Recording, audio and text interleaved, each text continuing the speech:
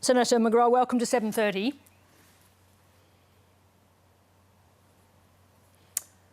Just seeing if we've got some audio. Sorry, I'm here. Yeah. I did a nod. Sorry, you did a Sarah. nod. I beg your pardon. There you go. It's a nod. That's unconventional. I'm That's a man good of few start. words. Well, that's not so promising. But just tell us, to start with, James McGrath, you normally have a review after an election loss. Why do you need something broader, wider, stronger, a full-blown commission?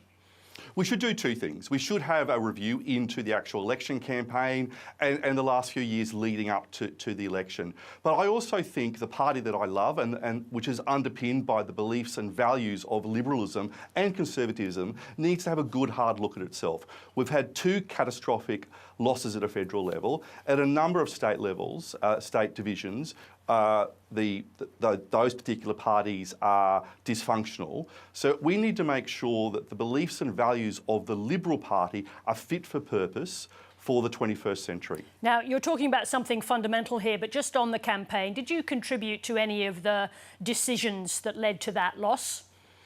I think we all of us in the Liberal Party room, whether those who sat around the shadow cabinet table or myself as a shadow assistant minister or backbenchers, we all own the loss. We are a team. We need to come together and rebuild. So it's important that we don't turn any election review into a circular firing squad. We need to make sure that we listen to the Australian people. They gave us a whack 2 weeks ago, and we've got to make sure we have a serious, sober, considered review of the election, but then we've also got to make sure that the Liberal Party is fit for purpose for the 21st century. It's an 80-year-old organisation, and I love going to branch meetings. I'm one of those rare people. I love the International Roast Coffee. I love going to a cold hall at 7:30 at night and having a good old chat about politics. But I know that a lot of people don't like doing that. I know especially young people don't like doing that. And I also know that the demographics in Australia are shifting against us. The interwar generation and the baby boomers are decreasing as a proportion of the voting population. So why aren't we appealing to Gen Z, Gen Y, to the millennials? Why aren't we winning federal elections? And why aren't people joining the Liberal Party or supporting the Liberal Party?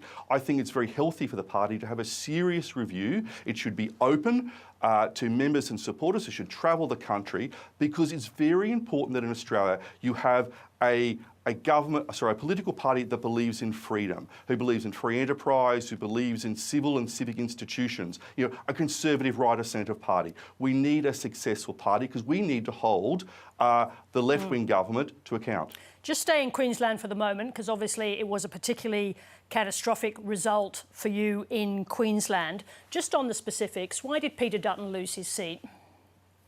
I think the Labor Party ran a very effective campaign characterising Peter as someone who's not the Peter that I know. The Peter that I know is a man of principle and honour, a family person, someone who has served this state as a police officer, who's served around the cabinet table. That's an answer about what Labor did. But in terms of what Peter Dutton was bringing forward to the people that knew him best in his own electorate, why didn't those policies resonate specifically? Remember that the seat of Dickson was the most marginal seat for the Liberal Party in Australia. It's a seat that he only just held by, I think, less than 100 votes following the 2007 election loss. And what we saw, not just in Dickson, but in seats across the country, was a swing against us. And that's why we need to have an election review to look into why did we lose seats like Dickson? Why is it that we lost some safe seats? Why is our primary vote collapsed in so many seats? The primary vote for the Liberal Party, the seat that is the highest is Herbert in Queensland, where Phil Thompson has just under 49%. So it's not up to me tonight to give answers as to why we won or lost certain seats. It's up to me to push for an inquiry into how the Liberal Party becomes fit for purpose for the 21st century. Let's just talk about some of the specifics. You're saying something quite similar to what the new leader, Susan Lee, said. She said we failed to connect with a changing electorate.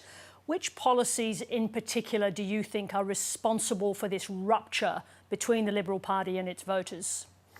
I'm going to disappoint you, Sarah, tonight, and maybe disappoint those viewers who want me to identify specific policies.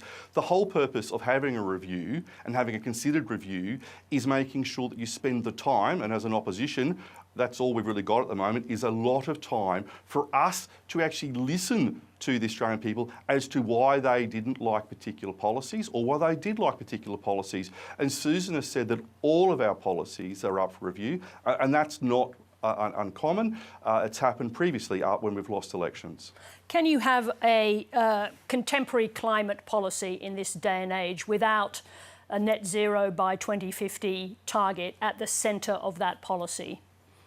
I think it would be wrong for me to start to identify policies that can appeal or not appeal to the Australians on 7:30 tonight, as much as I'd love to.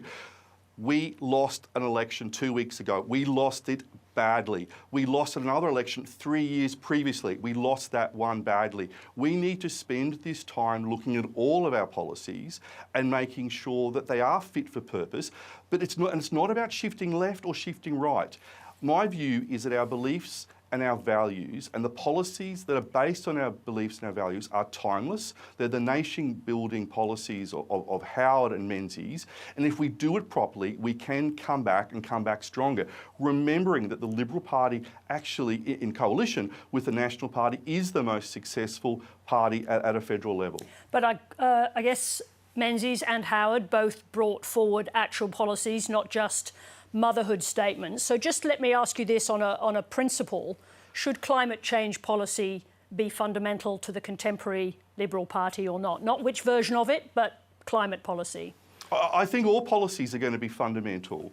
Whether economic or social or environmental. I think it's important for the Liberal Party to understand how modern Australia is and what we need to do to appeal to Gen Y and Gen Z and the millennials. And this is not about selling out our fundamental beliefs and values. It is making sure we still believe in freedom of the individual, of free enterprise, and having that civic institutions that underpin society. But we've got to take time to do that. We got smashed 2 weeks ago. Seats are only starting to be declared today.